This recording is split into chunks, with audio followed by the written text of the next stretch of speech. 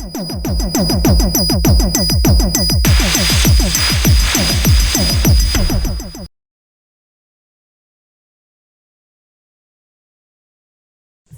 Friends, आप सभी को मेरा नमस्कार जी। मेरा नाम है आयुष और आप सभी का स्वागत है पुनः मेरे channel life is a pick में। दोस्तों, आज आपके सामने एक महत्वपूर्ण बात लेकर आया हूँ। बहुत पुरानी बात है, पर दोस्तों इस कहानी से आपको एक बहुत ही अच्छी सीख मिलेगी, पक्का। दोस्तों, ये जो कहानी है ये विश्वास पे है।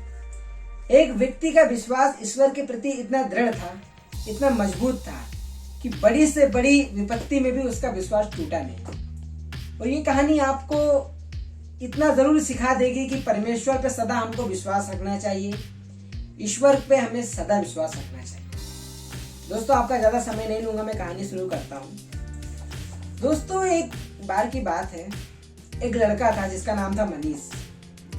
और दोस्तों, मनीष की उम्र कुछ ज्यादा नहीं थी, मात्र 14 साल की उम्र थी। ये हमारे लिए बहुत बड़ी बात है कि एक 14 साल का व्यक्ति एक ऐसी परिस्थिति से निकला जिस परिस्थिति में बड़े से बड़ा व्यक्ति अगर फंस जाए तो अपने आप को निकाल नहीं सकता। और वो सिर्फ और सिर्फ इसलिए हो पाया क्योंकि मनीष परमेश्वर में इतना विश्वास रख रहा था, ईश्वर में उसकी इतनी श्रद्धा थी।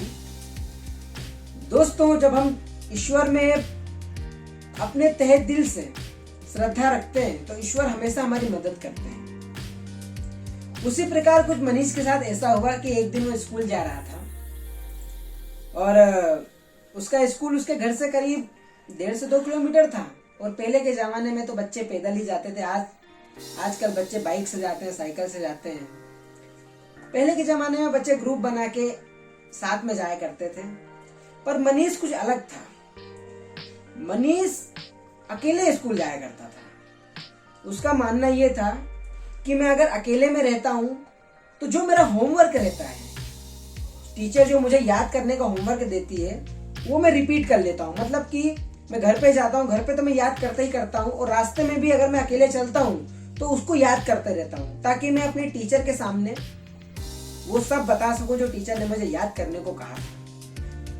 तो उसी प्रकार रोज की तरह मनीष सुबह अपने स्कूल को घर से प्रस्थान कर दिया, अपने घर से निकल गया। और रास्ते में चलते चलते चलते चलते काफी, मतलब स्कूल इतना दूर नहीं रहा उसका, मतलब स्कूल पहुंचने वाला था कि एक कुत्ता जो पागल था उसने मनीष को भौंकना स्टार्ट करा। मनीष की नजर उस पर पड़ी, मनीष घबरा गया क्योंकि वो 14 साल का बच्चा था, वो घबरा गया। पर मनीष डरा नहीं, वो भगा नहीं, वो नीचे मुंडी करके चुपचाप अपने स्कूल की तरफ चलता रहा, रास्ते पे चलता रहा। पर कुत्ता पागल था तो इसलिए वो मनीष की तरफ भागा। अब मनीष क्या करे? मनीष ने सोचा अगर मैं दौड़ ना लगाऊंगा तो ये कुत्ता मुझे काट लेगा, क्योंकि ये पागल है और इसे मारने का कोई फायदा नहीं है। पागल कुत्तों को मारने का कोई फायदा नहीं होता, अगर आप उनको मारोगे तो वो और बुरी तरह आपको काटेंगे। तो मनीष ने भागना ज्यादा उचित समझा। मनीष रिटर्न भागने लग गया, मतलब वो स्कूल की तरफ जा रहा था, वो वापस अपने घर तरफ भागने लग गया। तो 2 रास्ते आते हैं। तो मनीष ने एक रास्ता जंगल का था, तो मनीष जल्दी जल्दी में जंगल के रास्ते में मुड़ गया। अब मनीष भागता रहा, कुत्ता भी उसके पीछे था। मनीष इतना घबरा गया कि वो इतनी जोर से भागने लग गया, इतनी तेजी से भागने लग गया कि उसे पता ही नहीं चला कि वो घनघोर जंगल में फंस गया। दोस्तों, गांव के जंगल आप जानते हो कितने विशाल होते हैं, कितने बड़े होते हैं। और वो घनघोर जंगल में पहुंच गया।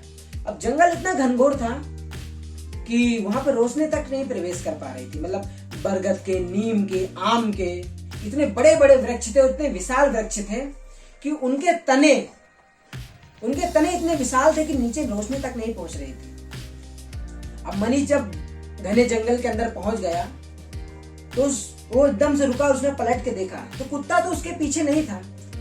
पर जब उसने अपने आसपास देखा तो एक बहुत घना जंगल, उसे महसूस हुआ कि मैं बहुत घने जंगल के अंदर आ चुका हूं। अब एक 14 साल का वो बच्चा था, एक 14 साल का। कोई और होता तो वो भी घबरा जाता, पर मनीष नहीं घबराया। वो मन ही मन परमेश्वर ईश्वर को याद करने लग गया। वो भगवान विष्णु को बहुत मानता था। वो जग के स्वामी जगजीवन साहब हैं, नारायण है, वो उनका बहुत बड़ा भक्त था।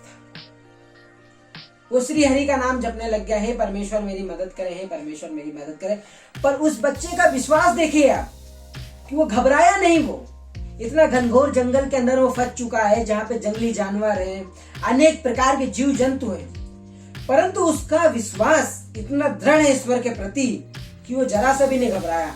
बस सिर्फ और सिर्फ ईश्वर से ये गुहार कर रहा है, हे परमेश्वर, हे जगत नारायण, जग के स्वामी जगजीवन साहब, कृपया कर मेरी मदद करें, कृपया कर मेरी मदद करें।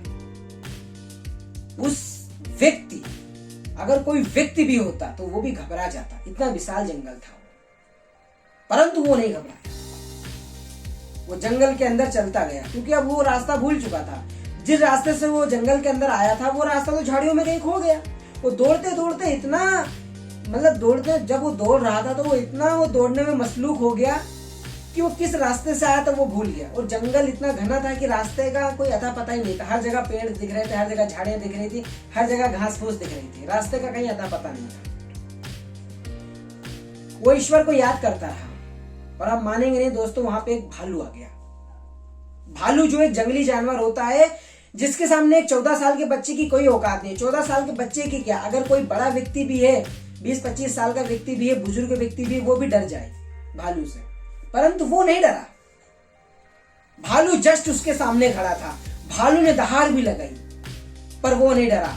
उसने हाथ जोड़ के भालू के सामने कहा कि हे भालू, हे भालू, मैं आपसे प्रार्थना करता हूं कि आप मुझे मेरे घर छोड़ दीजिए, मैं मेरे घर का रास्ता भूल गया। अब बताओ, जानवरों को क्या इंसान की भाषा आती है? जानवरों को क्या इंसान की भाषा आती है जो 14 साल के बच्चे की बात समझेगा? पर नहीं, उस भालू ने उस बच्चे को टच तक नहीं किया। वो भालू आया, उसने ऐसा इशारा किया कि हे बालक, मेरी पीठ पे बैठ जा। बच्चा अपनी पीठ, जो बच्चा था वो भालू की पीठ पे बैठा, और भालू उसको उसके घर के जो पिछवाड़ा होता है घर का, वहां छोड़ के गया। अब इससे हमें क्या सीख मिलती है? इस कहानी से हमें यह सीख मिलती है, कितनी भी बड़ी से बड़ी विपदा क्यों ना हो, कितनी से बड़ी बड़ी कठिन परिस्थिति क्यों ना हो, हमें सदैव परमेश्वर में विश्वास रखना चाहिए। हमें सदैव जगत नारायण जग के स्वामी जगजीवन साहब पे विश्वास रखना चाहिए। आप क्या समझते हैं कि भगवान हमें नहीं देखते? भगवान हमें हर पल देखते हैं। हम क्या करते हैं वो भी देखते हैं, परंतु इस माया में हम इतना भ्रमित हो चुके हैं कि जो अटल सत्य है हम उसको देखना ही बंद कर दिया है। हमने साइंस की बातें मानने लग गए हैं। अगर मनीष ईश्वर में दृढ़ विश्वास न करता होता तो शायद भालू का शिकार बन जाता। परंतु मनीष ईश्वर में इतना विश्वास करता था कि उसने भालू से इंसानी भाषा में कहा कि हे भालू, मेरी मदद करिए। भालू उसकी बात समझ गया। वो भालू सिर्फ और सिर्फ ईश्वर के इशारे पे वहां आया था, क्योंकि जो व्यक्ति ईश्वर में परम विश्वास रखता है, ईश्वर में परम आस्था रखता है, ईश्वर सदैव उसकी मदद करते हैं। हमें हमेशा जगत नारायण पे विश्वास रखना चाहिए। हमें हमेशा परमेश्वर पे विश्वास रखना चाहिए, भले हम किसी भी रिलीजन के क्यों ना हो, कोई फर्क नहीं पड़ता है, सबका मालिक एक। हमें सदैव ईश्वर में विश्वास रखना चाहिए। दोस्तों, ऐसे ही किस्से सुनने के लिए मुझसे जुड़े, मेरे चैनल को सब्सक्राइब करें। नमस्ते, राम राम, जय हिंद।